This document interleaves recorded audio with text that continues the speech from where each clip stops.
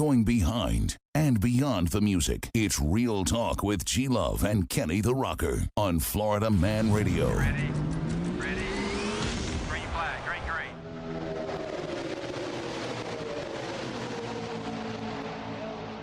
Boogity, boogity, boogity. You ready there, G-Love? I am so On ready. the phone, JR Motorsports winningest driver. He's been with them for, let me see here. This is his 5th season out of 11 years of NASCAR Xfinity Series. He's a NXS most popular driver last year. He has 16 top 5s, 24 top 10s, and earned him a spot in the championship for the 3rd time in 4 years. Number 7, sponsored by Brandt Racing, Mr. Justin Allgaier. How you doing, Justin? I'm good, guys. How are y'all tonight? Oh, I'm all good, man. I was trying to get all this information out. I know I just messed it all up. No, I want to know if he was checking it off as you were doing it. He knows his stats. You kidding me? It was actually kind of funny because I always love when there's a lot of stats to go through, right? Right. Like all sports always have like these major stat rolls, and it's always good to have good stats, but it's always kind of like I wish there was like a one universal number score, right? Like right. You're just like, oh, this guy's whatever. He's but, a 10 out of a cool. 10. He's Yes. a 10 out of a 10. Right. Yeah, no, he got all this stuff, man. But anyways, Justin, how you doing, man? You doing okay? I'm doing good because we are getting close to go back to racing. Obviously, this has been kind of a crazy time for everybody, not just us on the racing side. All over the world, it's been crazy. But to know that the Cup Series is going back in 2 days, we go back in 4 days. It seems as though we're getting some normalcy, right? I think that's probably been the best thing, is just kind of getting back to somewhat normal and going back to the racetrack. It's going to be weird. The format for us to go back racing is super unique now. No practice, no qualifying, just line them up and let them go. So that might be a little interesting, but we're going to have fun with it, and hopefully I can add to those stats that you just mentioned as far as race wins and going for top 5. Well, listen, man, you got a lot of fans out there too. You know that. But so your first race now is this weekend at Darlington, correct? Yeah. So Darlington will be the first one. We go there, and then we go to Charlotte, and then I think we go to Bristol, Atlanta, Talladega. So quite the schedule. How is that going to be for, like, say, you, just the drivers themselves? How's it going to be with because basically you're racing with no crowds, correct? I mean, it's just TV, right? Yeah, it is, and that's going to be super weird because I feel like as like a lot of sports, right? We feed off of just that atmosphere and that I don't know, just that energy that the fans bring, right? Yeah. And so it's going to be super weird, But at the end of the day, for us, we're in the entertainment business, no different than you guys are, in the fact that we want our fans to have something to kind of disconnect themselves from the real world, right? Right. Immerse themselves into something fun and get the competitive spirit out, or get the excitement of the sounds and the sights. There's a lot that goes into what we do that's not just about us going and getting on the racetrack, and so we're hopeful that getting back to racing, and even though it is with no fans, that our fans can kind of find structure in it, right? It seems like things are getting back to normal. But from a driver standpoint, we want to do it, and not only from a driver standpoint, but from a team standpoint, from NASCAR standpoint, they want to do it as safe as possible as well. That's going to be the biggest thing, is nobody wants for us to open back up as a country and to go right back down the same rabbit hole we've come from, because that's not good for anybody. So, it's got to be safe, but man, is it going to be weird. Yeah, I bet. You win. I think if you win, I think it's going to be even more odd. Right. Who do you do the burnouts for? I don't even know if you even do burnouts anymore. I don't know. Yeah, no, buddy, you win this thing this weekend, you do a burnout, okay? Just trust me on that. Well, the pro wrestlers went through the same thing. I mean, that's where they get all their energy too, is when, people are wrestling and you got the crowd cheering you on. So they did it, and it went pretty well. Maybe they'll pump in crowd noise or something. Yeah, exactly. All they needed to do is hire you. I think it is interesting, like wrestling obviously has done a really good job of trying to make sure that they're able to do theirs. I know the PBR, they've been in Oklahoma doing theirs with no fans, and it's worked really well. And I think the fans have greeted that with a lot of admiration, right? Like the fact that they're still trying to put this on and give them something to watch on TV. You can only watch reruns so many times, right? And Right. and you run out of things to watch on TV. So it's nice to have some fresh new stuff. But everybody has taken this very seriously, and everybody that has started so far, and everybody that I know of, sporting event wise, that is planning on starting, they've gone through a pretty intense plan, I guess, if you will, of how to make this happen. And nobody wants it to be with no fans, right? Right. But at the end of the day, I don't see that happening in the short term. Now, long term, yeah, absolutely. I think by the end of the summer, I believe in my mind that we'll get back to where we have some fans at the racetrack, and things will start going back towards normal. But really, what is normal now, right? Like we're all going to have an adjusted normal, I think, and that's just going to have to be what we do from now on. Since NASCAR is really like one of the first big sports back, you know what I mean? You guys are going to be the first ones before baseball, basketball, football, and all that. Do you think that you guys will get new fans out of this? People that you typically probably doesn't watch NASCAR just because you are You mean back more on? rednecks watching? It ain't all Come rednecks. on! You kidding me? Yes! Them goddamn Americans right there. I do think so.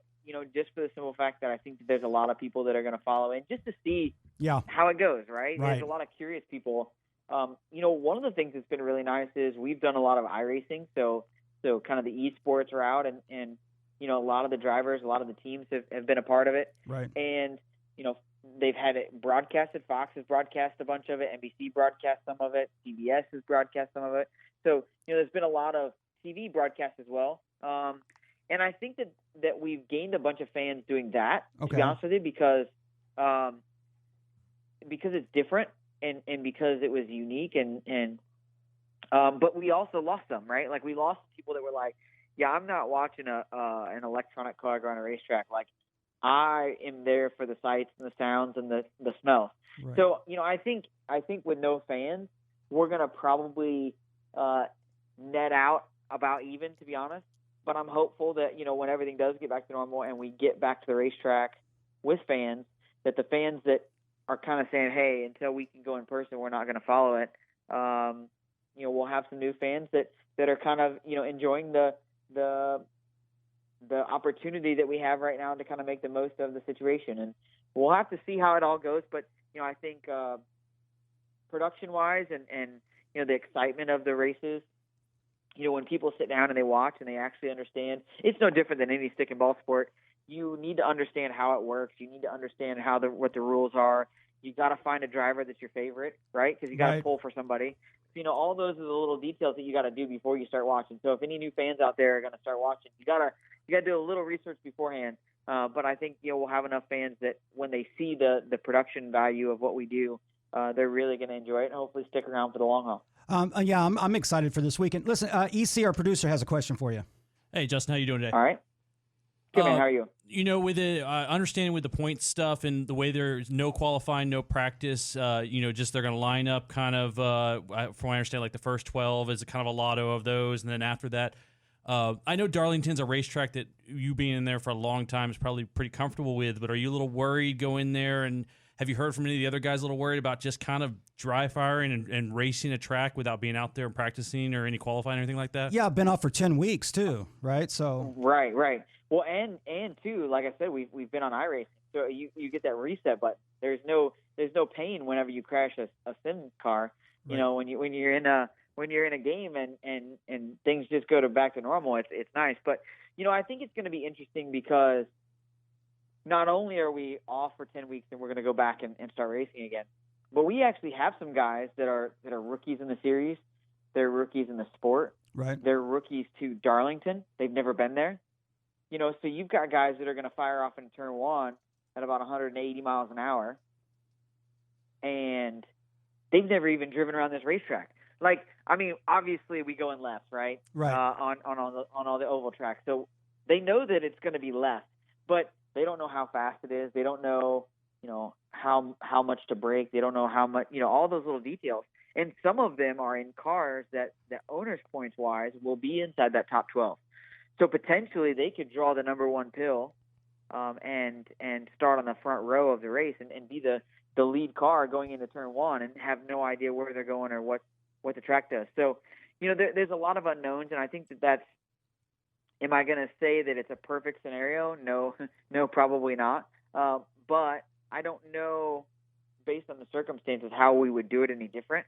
So, I think you gotta go out there and say, okay, we know we've been sitting, we know we've been still, and we know that there's a lot of excitement. We know that there's a lot of anxiety, right? We got to go out there and not be dumb and go into turn one and wreck the whole field, right? There's going to be nothing worse than us wadding everything up on the front straightaway, coming to the green flag, and all of our fans going, "Oh, that was a disaster," right? Because in a crazy track like Darlington, too, right, which is all bunched up all the time, anyways. Of all the tracks we could go to first, if you were to say, hey, what's your opinion? What tracks would you pick? Would you go to Darlington? I would probably rank that one as maybe P last. Right. Oh, wow. To go to first. I thought for sure they would have done Daytona. I mean, I was kind of surprised they didn't do Daytona. I have a question for you, though, Justin. This is G-Love. How are you doing? I'm good. How are you? Good. Doing awesome. Hey, listen, because you've had some downtime, all I can figure in my brain, like when people are about to jump into a car, did you practice like on some simulator? Because I know golfers that do that. Famous golfers that they have downtime and they'll go and start doing simulating type of playing. How did you keep in shape for this race coming up? Yeah, so we've done a lot of iRacing, but even then it's different, right? Because with golf, for example, when you use a golf simulator, when you hit the golf ball, you're hitting it with a real club, right? Whether that's a driver or an iron or a putter or whatever. Like you're using the tool that you're going to use in real life. When you go to a batting cage, for example, you're hitting a live ball with a live bat, right? So when we do the simulators, there are some simulators, for example, like the manufacturer, Chevy, Ford, and Toyota. They have a simulator that is about as realistic as you can get into. It's got motion and it makes the movements like our cars would in real life. But NASCAR actually shut those down. So NASCAR said, okay, you're not allowed to go to those. The manufacturers aren't allowed to operate because we don't want a driver or a team kind of taking those resources and getting an unfair advantage during this time when we're supposed to all be sitting at home and social distancing, right? Right. So then that puts it on us to do it at our houses and it's as realistic as it can get in the circumstances. Like my biggest thing is I am not a visual driver. So you have two different types of drivers. You have a field driver and you have a visual driver. So a visual driver takes cues of how their car is driving, how their car is reacting, what they need to do next. They do all of that based on visuals. So, for example, if you're driving on the interstate and you want to take an on or an off ramp, right? Your visual, if you're a visual driver, you're going to slow down based on what you see. So the distance of the corner, how sharp it is, things like that. When you have a field driver, it's kind of the opposite. Like you drive and you start turning the wheel and you slow down according to what the feeling that the car is giving you while you're doing that. So now both of them obviously have to work together because nobody is all visual and nobody is all feel. But for me, I'm more heavily weighted towards the feel side of things. So from sitting statically in a simulator at home where nothing moves, and then going to the racetrack and being in a car that's 3,400 pounds and is carrying 2.5 G's of force on your body, my visual cues just aren't as good. So I'm not as good whenever I do something like iRacing or do a simulation. So that's all the type of stuff that I think will be very interesting to see who's done a better job kind of during this downtime, keeping their muscle memory going. I mean, Racing is so much like all other sports where muscle memory is key. For example, if you stop golfing and you take 2 or 3 weeks off of golf, if you've been golfing every day, you're not gonna be good, right? You're gonna struggle, and it's gonna take you that time to build that back up, and that's just how we are as racers. So I'm hoping I didn't lose much, if any. But there's a good chance I probably lost some. Oh my gosh! So you're just gonna go out there and wing it? Is that what you're gonna do? He's gonna put it down. He's gonna go fast. That's all I say. Oh my gosh, that's like crazy. It's a calculated crazy. But when you drive around with 39 other idiots at 200 miles an hour your whole life, you kind of I don't even know what normal is anymore, to be honest with you. I think I live in a constant state of crazy. So, well, Justin, I got one more question for you. No, so as far as the championship, how is that going to be decided this year? How are they doing what I'm saying is, how is the championship going to be decided with what's going on? Yeah, so as of right now, obviously things are in a very rapid kind of queue of. We'll see how the first one goes to know what we're going to do for the next one, things like that. But from what I gather is that the schedule, the final 10 races, so the playoffs, right, of what would be our normal playoffs, those are going to be unchanged. So we're going to, whatever it takes to kind of sub in all the races that we've missed up until that final 10, they're going to do whatever they can. If that's racing like we are this coming week on a Tuesday or on a Monday or whatever, they're going to do everything they can to sub all those races in before we get to the playoffs. Once the playoffs start, then it's kind of back to normal. We're gonna run our playoffs like normal, and the championship points will be the same, right? So the way our system currently works, we don't get any points for qualifying or for practice. So in theory, it's not really affecting that. But what it does affect is, for example, the best way to get points is to start up front. Well, if you don't have points already and you have to start back farther, now it's going to be harder to move your way up and get points. So it does somewhat benefit the cars that ran well before the coronavirus started and had already finished the race as well. It's definitely benefiting them a lot. But it's going to be interesting to see how this plays out. But as of right now, the playoffs will be unchanged, and we're gonna battle it out for those final 10 with no issues supposedly. Hey, that's okay. We got you. I'm gonna make sure everybody follows the little alligator. The little alligator. That's it. She caught that today. I caught that today. Hey, I love it. Justin, last question for you, man. Just a goofy question. What's your favorite movie, Days of Thunder or Talladega Nights? So I'm probably I'm a little older compared to a lot of the people that I race around, right? So Days of Thunder is for sure. Oh, easy one. He won. Yeah. Well, listen, Justin, I really appreciate it. I want to give a shout out to your sponsor, too, Rick Brandt. You know Rick's the greatest, right? So Brandt Racing. Rick is the greatest. He You're is, man. I love Rick, and I'm very happy that you called in. I really appreciate it. Like I said, I know that you got a big race coming up this weekend, and we'll all be watching and rooting for you. Absolutely, I will. And I don't even watch NASCAR, but I'm going to now. Exactly. So you made a new fan. I love it. Like I said, you have to have a favorite. So I already have it. So yeah, little alligator. I got you.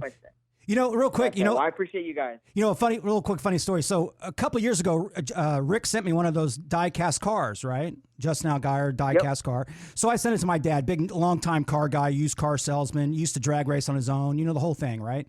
So now you're his best buddy. That's all I'm saying. He tells everybody that Justin Allgaier is his driver. So I'm just letting you know, you got more fans than you know.